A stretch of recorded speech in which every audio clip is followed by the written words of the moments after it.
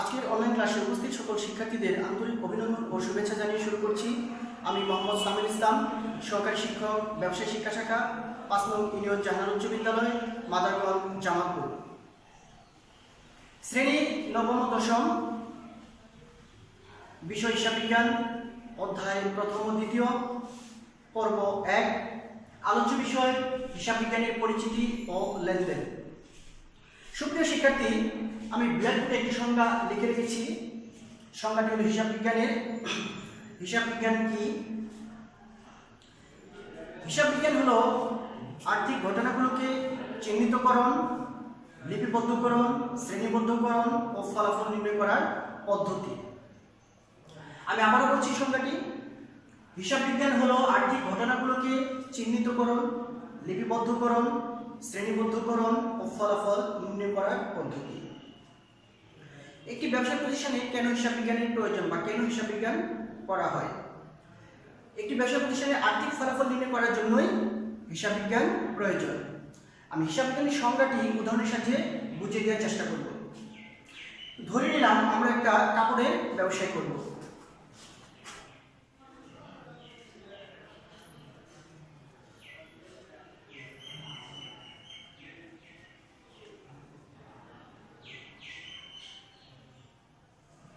কাপড়ের ব্যবসা করতে আমাদের কি কি কাঁচামাল লাগবে?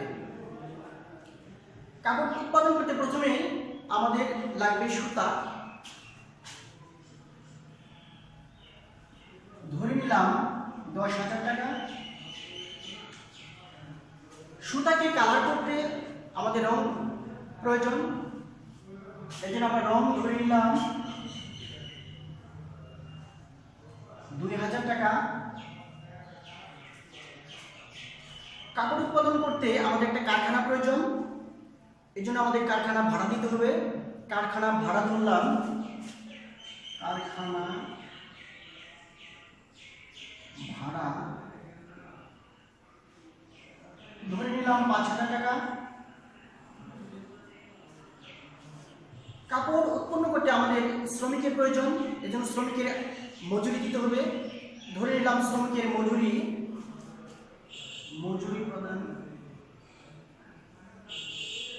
মজুরি ধরে নিলাম 3,000 টাকা।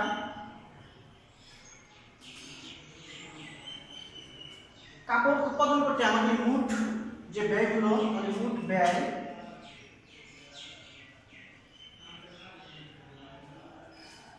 20,000 টাকা।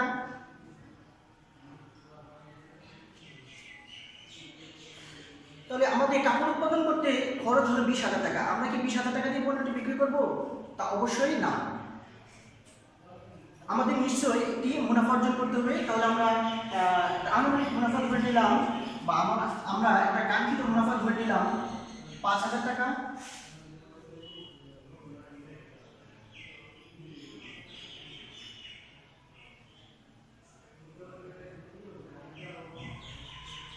তাহলে বিক্রি মূল্য দাঁড়ালো 25,000 টাকা।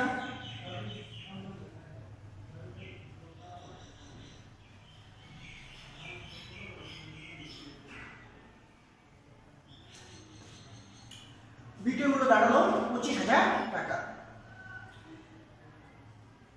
আমি সংজ্ঞার সাথে উদাহরণটি মিলিয়ে দিচ্ছি। হিসাব বিজ্ঞান হলো আর্থিক ঘটনাগুলোকে চিহ্নিতকরণ। আমরা একটা কাপড়ের ব্যবসাকে চিহ্নিত করলাম এবং যে ঘটনাগুলো ঘটলো, যে আর্থিক ঘটনাগুলো ঘটলো তা আমরা চিহ্নিত করলাম। তারপর আছে লিপিবদ্ধকরণ। মনে করি এটা আমাদের হিসাবের খাতা, আমরা হিসাবের খাতায় ঘটনাগুলোকে লিপিবদ্ধ করলাম। তারপর শ্রেণীবদ্ধকরণ।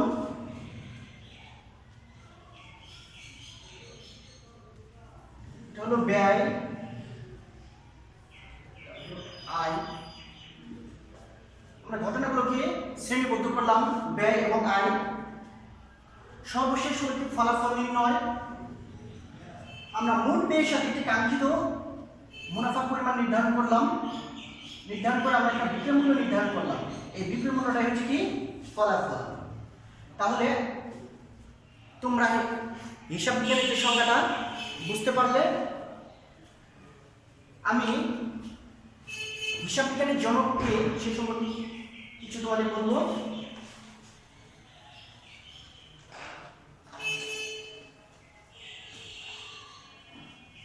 হিসাব বিজ্ঞানের জনক লুকা পেশিওলি।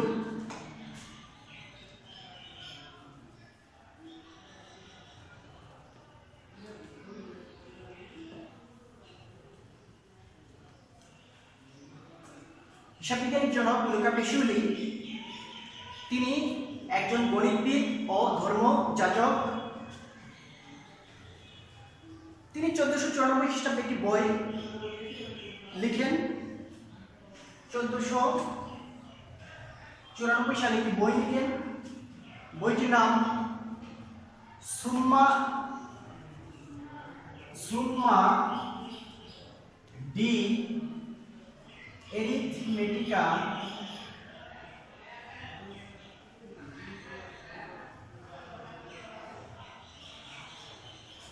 জিওমেট্রিয়া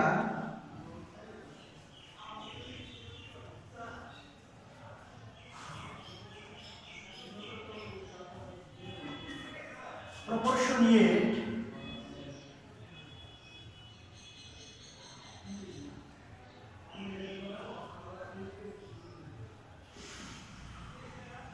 proportionalita।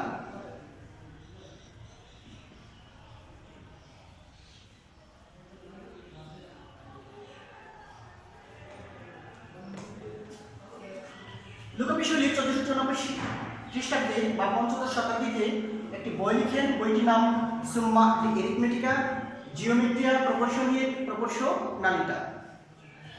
তাহলে আমরা জানলাম হিসাব বিজ্ঞান কি এবং হিসাব বিজ্ঞানের জনক কে।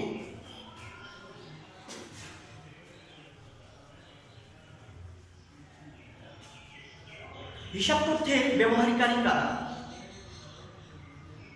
যারা হিসাব তথ্য ব্যবহার করেন তাদেরকে আমরা হিসাব তথ্যের ব্যবহারকারী হিসেবে চিহ্নিত করি বা অভিহিত করি।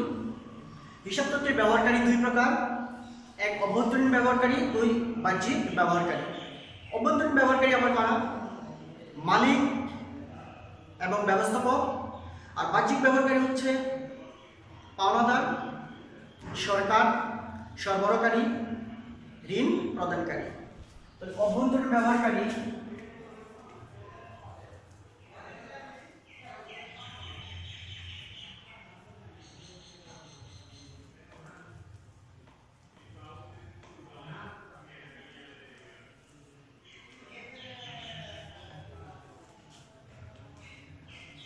এক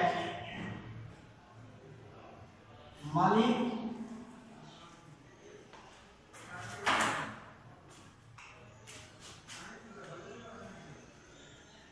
দুই ব্যবস্থাপক বা ম্যানেজার।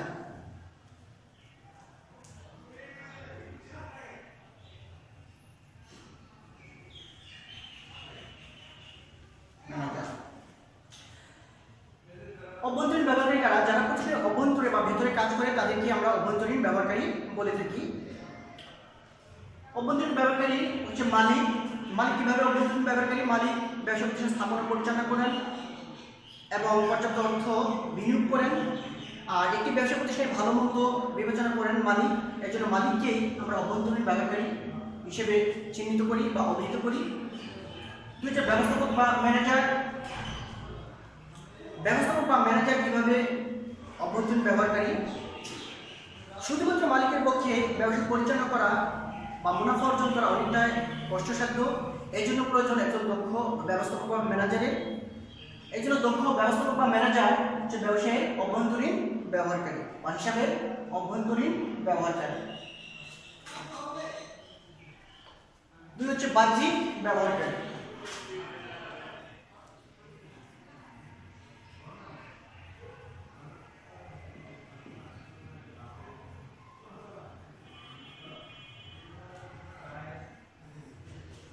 বাহ্যিক ব্যবহারী কারা? যারা প্রতিষ্ঠানের বাইরে কাজ করে তাদেরকে আমরা বাহ্যিক ব্যবহারকারী হিসেবে অভিহিত করি। বাহ্যিক ব্যবহারকারী আবার কয়েক ধরনের, যেমন এক পাওনাদার,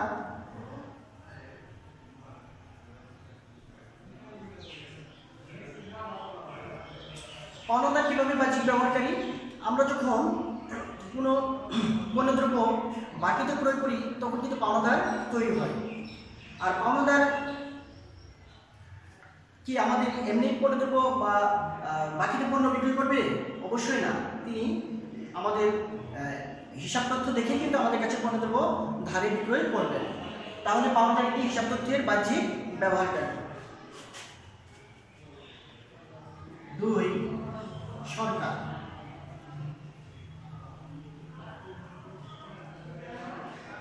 সরকার কিভাবে বাহ্যিক ব্যবহারকারী?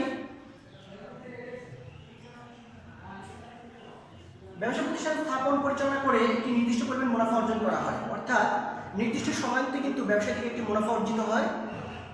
মুনাফার উপর কিন্তু সরকার একটা ট্যাক্স নেয়। সরকার একটা কি নেয়? ট্যাক্স। ট্যাক্সটা কি এমনি নেয় না, সরকারি বিশেষ প্রতিনিধি দল ব্যবসা পর্যবেক্ষণ করে ওই নির্দিষ্ট যে মুনাফা হয় ওই মুনাফার উপর কিন্তু তারা ট্যাক্স নির্ধারণ করে। তাহলে সরকার একটি বাহ্যিক ব্যবহারকারী।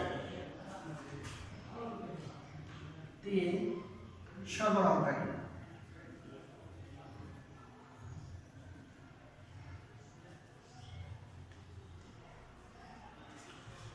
সরবরাহকারী কিভাবে বাহ্যিক ব্যবহারকারী? সরবরাহকারীরা যারা পণ্যদ্রব্য সেবা সামগ্রী আমাদের কাছে সরবরাহ করে তাদেরকে আমরা সরবরাহকারী হিসেবে অভিহিত করি। সরবরাহকারী এমনি আমাদের কাছে পণ্যদ্রব্য সরবরাহ করে না, তিনি কিন্তু আমাদের একটা হিসাব তথ্য দেখেন, হিসাব তথ্য যাচাই বাছাই করেই কিন্তু আমাদের কাছে সেই পণ্যদ্রব্য সরবরাহ করে থাকে। তাহলে সরবরাহকারী একটি বাহ্যিক ব্যবহারকারী। 4 ঋণ প্রদানকারী।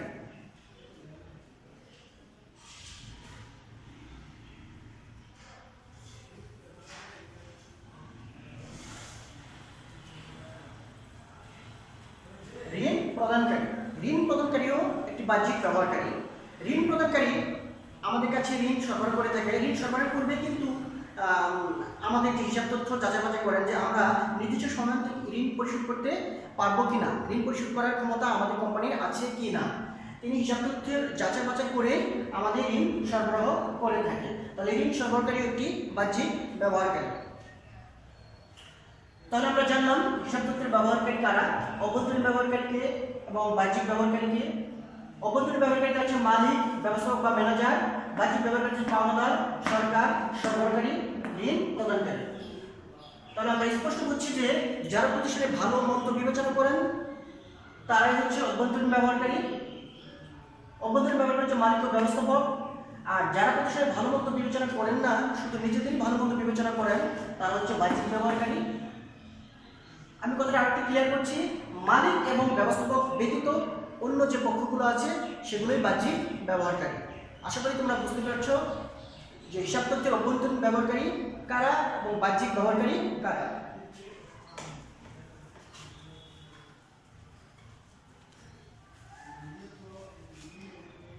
লেনদেন। লেনদেন অর্থ নেওয়া ও দেওয়া, কিন্তু লেনদেনের আবিধানিক অর্থ হচ্ছে আদান প্রদান।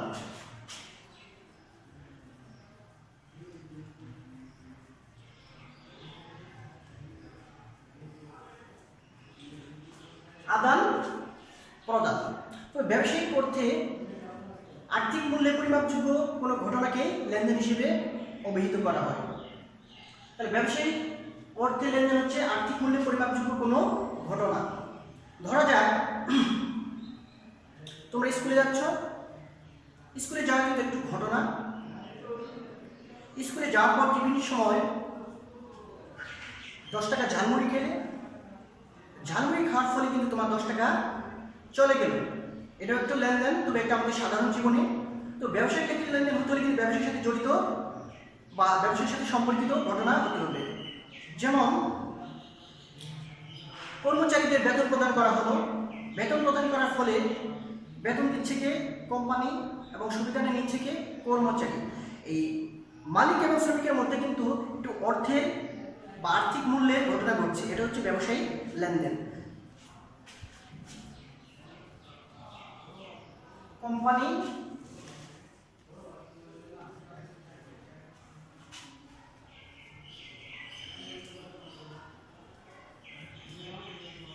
মালিক।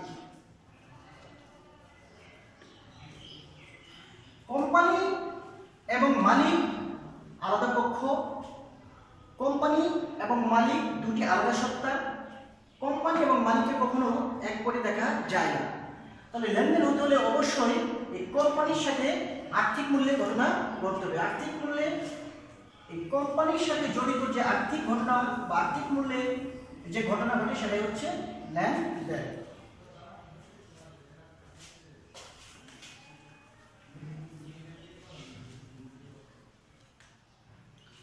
লেনদেন কিভাবে হিসাব সমীকরণকে প্রভাবিত করে? হিসাব সমীকরণের প্রভাব কিভাবে হিসাব সমীকরণকে লেনদেন প্রভাব বিশ্লেষণ করে তা আমি ব্যাখ্যা করছি।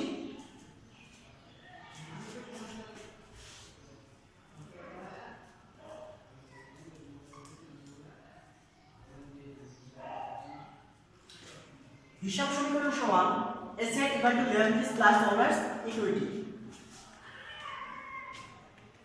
এতে অ্যাসেট সম্পদ and liabilities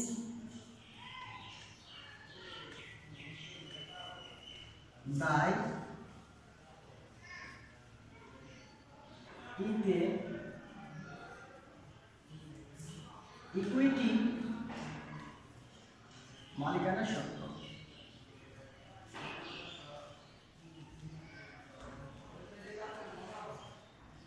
মালিকানা শর্ত।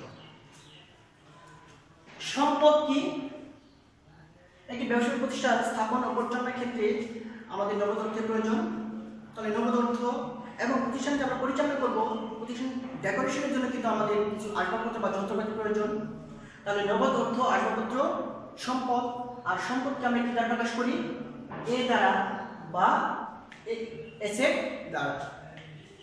লায়াবিলিটিস হচ্ছে দায়। দায় কি? আমরা যখন কোনো প্রতিষ্ঠান কাছ থেকে বাকিতে পণ্য ক্রয় করে থাকি তখন কিন্তু আমাদের পাওনাদার তৈরি হয়। আবার আমরা যখন কোনো বড় প্রতিষ্ঠান থেকে ঋণ গ্রহণ করে থাকি তখন কিন্তু আমাদের একটা দায় জন্মে। ওই ঋণ প্রদানকারী প্রতিষ্ঠান আমাদের কাছে টাকা পায় আর আমরা ওই ঋণ প্রদানকারী প্রতিষ্ঠানের কাছে দায়বদ্ধ থাকি। এই দায়টাকে আমরা এল দ্বারা প্রকাশ করি। এল সমান লায়াবিলিটিস। আর ইতে ইকুইটি বা মালিকানা সত্ত্ব। মালিক ব্যবসায়ী, মনে করি মালিক ব্যবসায়ী 1 লক্ষ টাকা বিনিয়োগ করলেন। ব্যবসায়ী কিন্তু নির্দিষ্ট সময়তে একটি নির্দিষ্ট পরিমাণ মুনাফা অর্জন করবে। ওই মুনাফার উপর মালিকের যে অধিকার জন্মে সেটা হচ্ছে মালিকানা সত্ত্ব। মালিকানা সত্ত্বকে ই দ্বারা প্রকাশ করা হয়। হিসাব সমীকরণ কিভাবে লেনদেনের উপর প্রভাব বিস্তার করে সেটা আমি উদাহরণের সাথে ব্যাখ্যা করছি। এখানে কিন্তু দুটি পক্ষ, একটা হচ্ছে অ্যাসেট বা সম্পদ, একটা লায়াবিলিটিস প্লাস ইকুইটি দায় বা মালিকানা সত্ত্ব। আমরা জেনারেলি যে বিষয়টা করে আসি, যেমন লেফট হ্যান্ড সাইড সমান রাইট হ্যান্ড সাইড, মানে বাম পক্ষ সমান ডান পক্ষ। তেমনি হিসাব সমীকরণ এটা বাম পক্ষ, এটা ডান পক্ষ।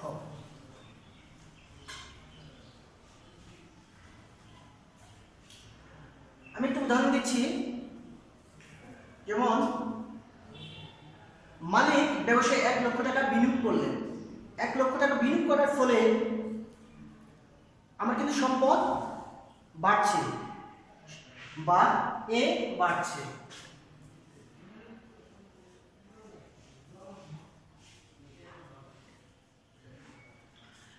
আর মালিক যেহেতু ব্যবসায়ে 1 লক্ষ টাকা বিনিয়োগ করলেন, মালিকের কিন্তু এই মূলধনের পর একটা অধিকার আছে বা স্বত্বাধিকার আছে। এই জন্য আমরা কি ইকুইটিকে বাড়িয়ে দিব 1 লক্ষ টাকা।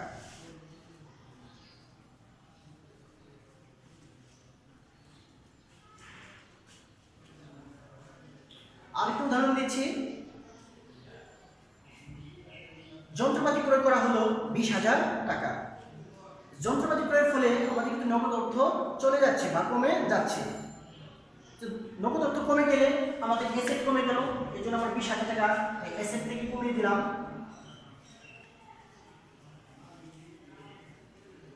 আবার যন্ত্রপাতি ক্রয়ের ফলে আমাদের প্রতিষ্ঠানে কিন্তু যন্ত্রপাতি বাড়ছে, এর জন্য আমরা আবার এসেটকে বাড়িয়ে দিলাম 20,000 টাকা।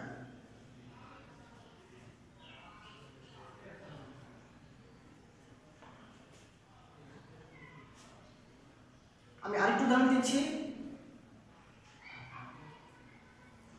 পণ্যদ্রব্য ক্রয় করা হয়, পণ্যদ্রব্য ক্রয়ের ফলে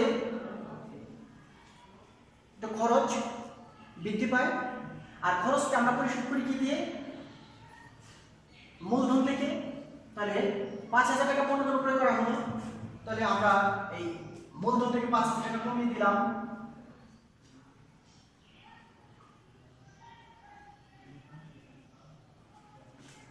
আবার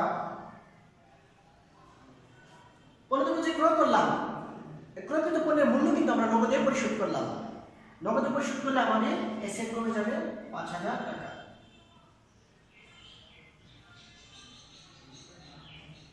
এখন দেখা যায় প্রথম যে লেনদেনটা সেটা দুই পক্ষেই সমান।